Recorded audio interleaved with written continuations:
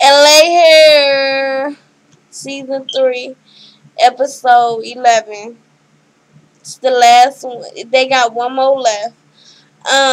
You want to see the full episode, just go to, what is it, LA Hair and Mary Mary episodes on YouTube, and you can watch the full episode. That's where I watched it at. I'm visiting out of town right now, so I had to watch it. I got an audience. Okay, I'm visiting. But, I had to watch it online. Alright, so first it starts off with them coming into the salon, and what's the new receptionist's name? Deena, whatever, and Terry, they're sitting there talking about the fight between Lisa and Naja that happened last, and they trying to, figure out whether Lisa and them gonna come back. And they talk about, they're grown women and they shouldn't be fighting. And Terry's like, yeah, with grandkids. And I'm like, damn, I didn't know Lisa was that old. Like, for real, I guess she in her 40s, but she still look good to be in her 40s or whatever. I ain't think she was a grandma though. But they just chatting about it, talking about they too old to be doing this, and Terry with his dramatic butt. So next, Leah comes in, and Leah's in there working and with Dia or whatever, and she hears China and Anthony and Terry talking about how Naja shouldn't just be running her mouth like that. You can't just say anything to anybody. And even Terry said when it comes to word, Naja was the one that was wrong because she shouldn't have said that. She keep insulting this girl, and really that's what happened. You're supposed to be grown, but you're only human. You can't, some people can't take all that mouth and all that damn talking bad about somebody, especially when they're not talking about you. Like, just leave her the fuck alone. For real, I don't understand what's not your problem, but I mean, she learned now, huh? And so Leah also tells, I think, Dia that she called Naja. Naja's not answering her phone calls. And she said that Naja is recovering at home. So I hope Naja don't come back. I'ma say this. I don't like Naja. She too messy. She run her damn mouth too much. She, I ain't feeling her. But that girl, she ain't no punk. She is not a punk. She gone ahead. She got mouth, but she will work with you, okay? She threw that shit. She threw that dang desk in the station and stuff like she was damn, like, I don't know what the fuck she was. Like, she was a gorilla or something. But, you know, Naja, Naja ass got to go. So Kim comes in and she makes an announcement to everybody, and she lets them know that her and Lisa has decided that Lisa will no longer return back to the salon. And I'm kind of, I understand, but I like Lisa. It was just that Lisa doesn't fit well with these gossiping other hairstylists. She ain't about all that. She about hitting, they about, mouthing. So, I get why she's not coming back, but I like her though. I kind of, it's almost like somewhat of a balance because some of their mouth is just ridiculous. Like, with her in there, you really realize, like, they just be running their fucking mouth without repercussions. Like, you can't just be talking to anybody like that. Naja, Anthony, they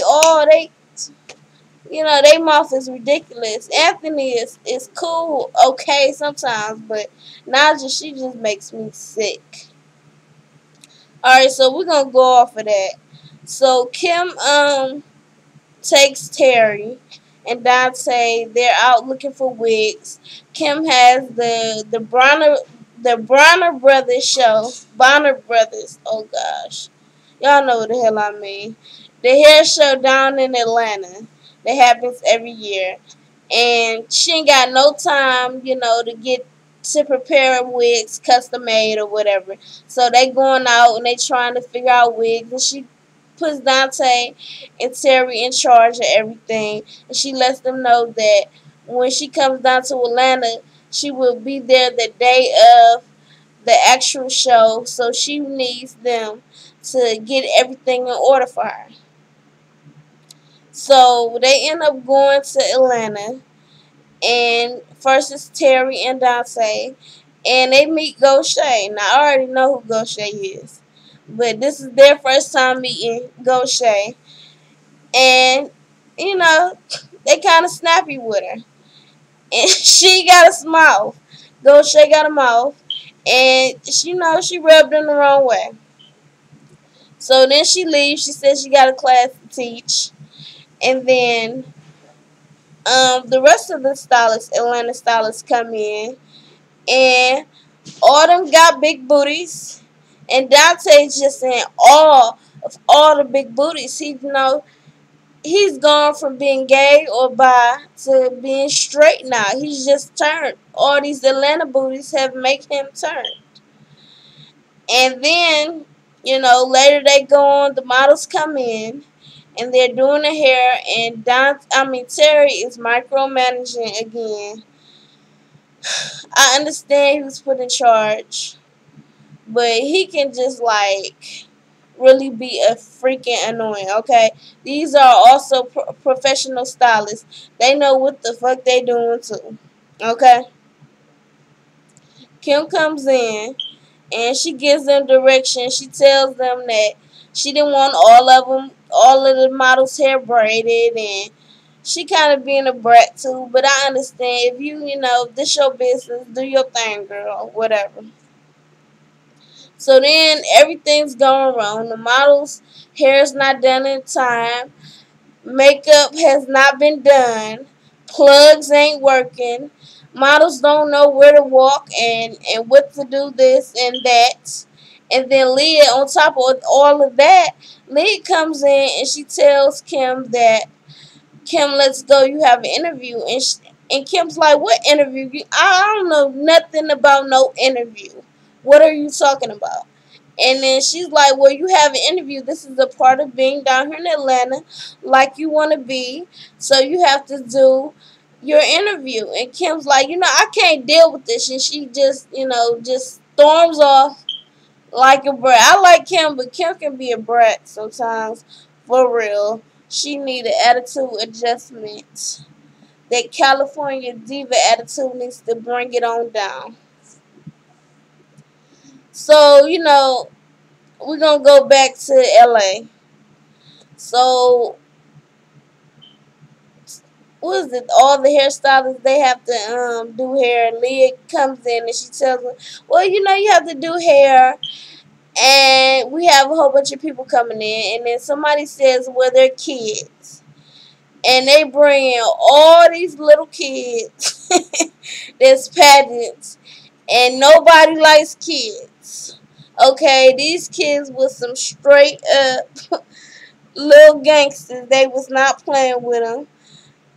Anthony was getting his ass beat by one of the kids. I don't know what the hell he did to him, but they was beating his ass. Like, stop it. Don't you do that. Like, I don't know what the hell. I like kids, but not all kids. Them was some badass kids. I've worked in I've hair school and stuff like that where I have to work with kids, and whew, they is some of the worst clients to do. Like they don't want to get their hair done. They want to, cry the whole time. So I really was like, ugh. Good luck to y'all on that.